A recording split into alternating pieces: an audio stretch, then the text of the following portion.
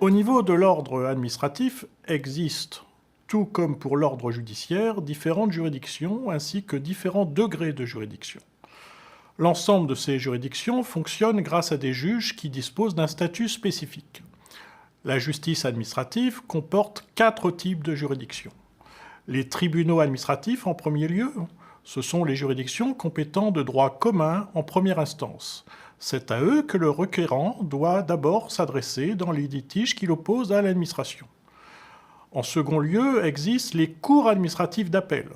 Ce sont les juridictions compétentes pour statuer en appel à la demande d'une personne privée ou d'une administration contre un jugement de tribunal administratif. Elles ont été créées par la loi du 31 décembre 1987 portant réforme du contentieux administratif afin d'alléger la charge du Conseil d'État. Elles sont aujourd'hui au nombre de 8. Troisième juridiction, la plus haute, le Conseil d'État.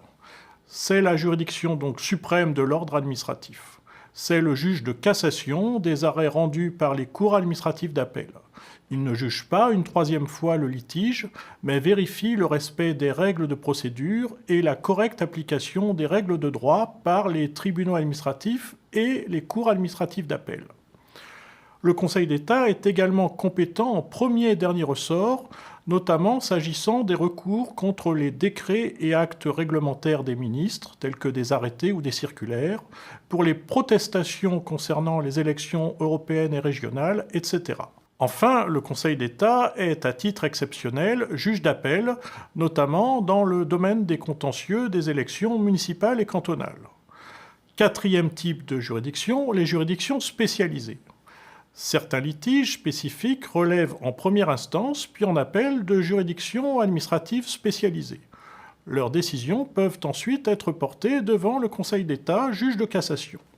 Parmi celles-ci, citons principalement les chambres régionales des comptes et la Cour des comptes. Ces dernières jugent en particulier les comptes des administrations locales.